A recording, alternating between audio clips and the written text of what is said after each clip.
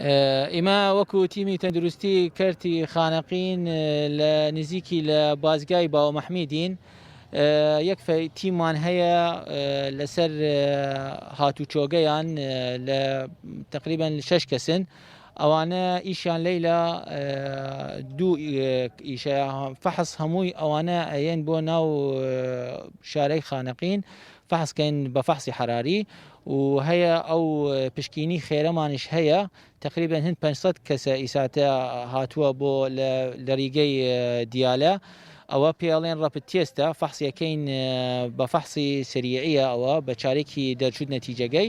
بەڵام ئەوە شەم احتیماد نییە لە سەری کۆنفێرم بێت دوایەوە شەگەر خوانەکە تشتی کێشە بوو ئەوە نارینەی بۆ شاری خانەقی دوایەوە گەر دەرچوو ژەم پۆزتیف ئەنارینەی بۆ شاری بەعقوبە یەک ملاحەزەی زۆر مهم هەیە ئیما خوانەکەت تا ئیسە ئەم لەحزەیە خانەقین تەنها شارە بۆ لە هەمووی شارەگان عێراق توش نەبووە لەم ڤایرۆسی کۆرۆنا الحەمدلله هەمووی ئەو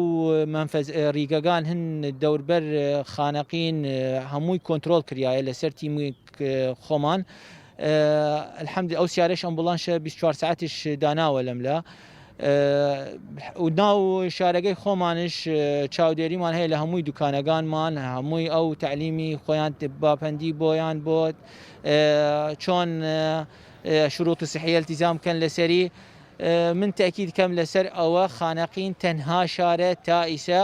ئەوە دەوربەری کەلارە بەعقوبەیە شەهرەبانە هەمووی دەوربەری هەمووی توش بوونە لەم ڤایرۆسە ئیمە الحەمدلله وەشکر تا ئیساتە لەخوا بەزیای بێت کۆنتترۆل کریایە هەمووی ناو شارەکەمان